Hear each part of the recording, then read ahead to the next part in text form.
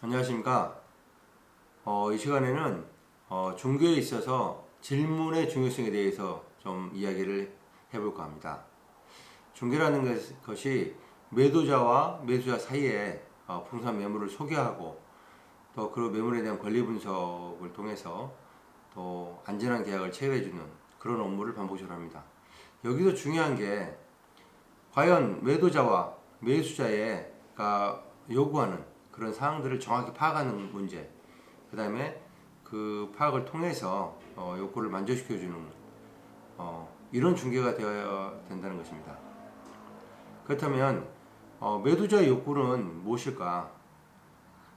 점포를 운영하는 사장님 입장에서는 매물을 내놨을 때 가장 큰 욕구가 세 가지 정도 있습니다. 첫 번째로는 신속하게 소문 안 나게 바로 계약이 체결됐으면 좋겠다. 그 다음에 두 번째로는 자기가 원하는 희망 가격을 제대로 받고 싶다는 거고, 세 번째로는 무엇보다도 안전한 계약 체결이 됐으면 좋겠다. 뭐 그 밖에도 여러 요구 조건이 있을 수 있습니다. 하지만 크게 대략적으로 이런 요구 조건이 있습니다. 그렇다면 매도자로부터 물건을 받을 때부터 한 번 정도 생각을 해봐야 됩니다. 왜 매도자 사장님은 이 점포를 매각을 하시려고 하시는가에 대해서 여러 가지 이유가 있을 수 있습니다. 뭐 물론 이제 대부분 가장 큰 이유가 생각보다 장사가 잘 안 된다거나 뭐 이런 이유가 있겠죠. 하지만 장사가 잘 되어도 자기가 생각하는 수익보다 순수익이 좀 적거나 아니면 장사는 잘 되는데 너무 피곤하거나 몸이 아프다, 건강상 이상이 있다 라든가 아니면 뭐 이사 문제라든가 그 밖에 여러 가지 이유가 있을 수 있습니다. 중개인 입장에서는 만약에 매도자가 급하게 이 점포를 매각해야 된다 뭐 이런 입장을 정확하게 파악만 한다면 가격 조정하거나 할 때 훨씬 더 용이할 수 있다고 보겠습니다. 그래서 매도자의 욕구를 정확하게 파악하고 매물 접수를 해야 되고요. 무엇보다도 이 고객의 요구 조건 중에 매수자의 점포를 사는 매수자의 요구 조건을 파악하는 게 조금 더 좀 중개인 입장에서 어렵습니다. 이럴 때 중개인은 매수자가 원하는 요구 조건을 경청하면서 가장 중요하게 생각해야 될 부분이 질문을 해보는 겁니다. 그래서 상황에 맞는 몇 가지 질문을 준비했다가 그 질문을 통해서 매수자의 요구 조건을 욕구를 정확하게 파악하는 것 이게 가장 중요하다고 보겠습니다.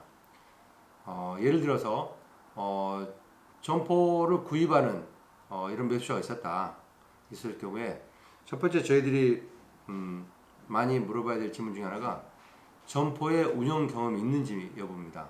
그래서 처음으로 점포를 창업하는지 아니면 오랫동안 그 해당 업종에 대해서 노하우가 있으신지 이런 질문을 해보는 겁니다.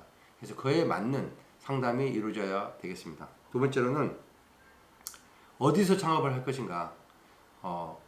당연히 지역이 선정되겠죠. 그래서 또한 거주지가 어디인가. 왜냐면은 거주지에서 너무 멀리 떨어진 점포를 운영하는 것은 출퇴근상 문제도 있고 여러 가지 좀 불편한 점이 있습니다. 그래서 보편적으로 보면은 거주지에 가까운 곳에서 점포를 운영을 하려고 하는 성향이 있고 또 본인이 잘하는 상권에서 점포를 운영할 그런 경우가 좀 많이 있다고 보겠습니다. 세 번째로는 점포의 구입 자금을 질문을 통해서 여쭤보는 겁니다. 물론 광고를 통해서 오신 고객들은 사전에 보증금이나 월차임 내역, 그 다음에 권리금에 형성된 부분들 이런 부분들을 파악을 해가지고 올 수 있습니다. 하지만 이 구입 자금은 굉장히 중요합니다. 사전에 그게 정확하게 파악이 돼야지 매물을 소개할 때 무작정 내가 갖고 있는 모든 매물을 소개할 수는 없는 거 아니겠습니까? 그래서 구입 자금에 맞는 그런 점포. 왜냐하면 또 구입 자금이라는 것은 입지에 따라서 보증금과 월차임이 다 달라지고 또 점포의 상황에 따라서 권리금이 다 달라집니다. 그래서 가용할 수 있는 자금의 어떤 그 여력이 어느 정도 되는지에 따라서 그걸 정확하게 파악한 다음에 거기에 맞는 매물들을 소개하는 게 훨씬 더 계약의 성사율을 높일 수 있다고 보겠습니다. 네 번째로는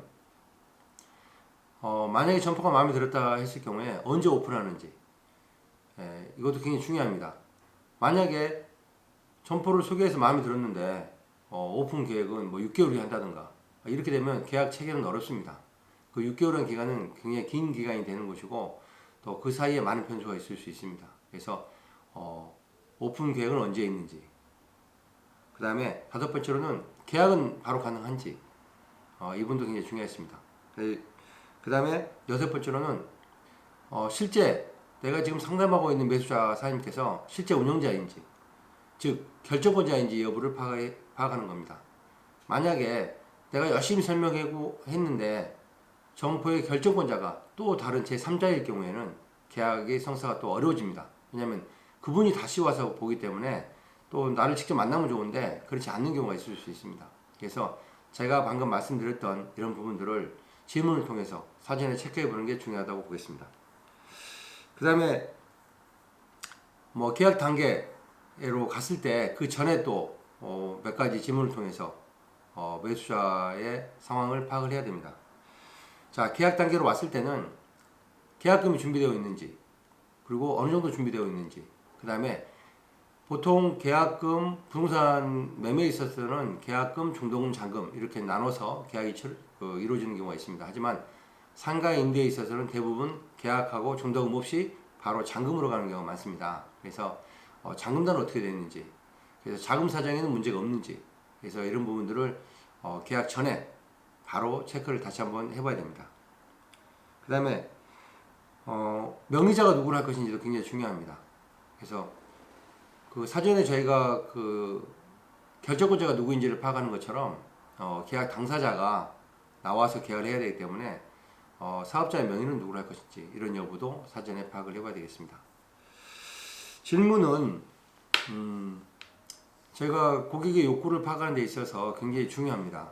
그리고 상담을 통해서 자연스럽게 이렇게 질문을 하고 또 답을 듣고 또 경청하고 또 거기에 대한 답을 설명해 주는 뭐 이런 게 가장 중요하다고 보겠습니다.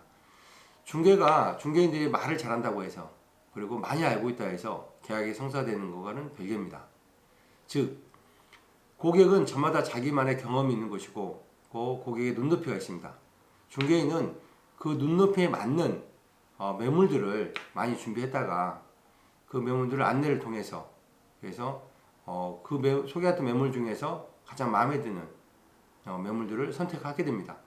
그래서 그걸 잘 관찰했다가 그 매물이 선택됐을 때 그 매물의 장점과 단점 또 그 매물에 관해서 매수자가 원하는 요구 조건과 또 매도자가 원하는 요구 조건을 잘 조정해주는 그런 역할이라고 하겠습니다. 그래서 지금까지는 제가 간략하게 매수자의 요구 조건을 파악하는 데 있어서 몇 가지 질문을 통해서 원활하게 중개가 이루어질 수 있는 그런 방법에 대해서 설명드렸습니다. 자, 오늘도 좋은 하루 되시고 화이팅 하시기 바라겠습니다. 마치겠습니다.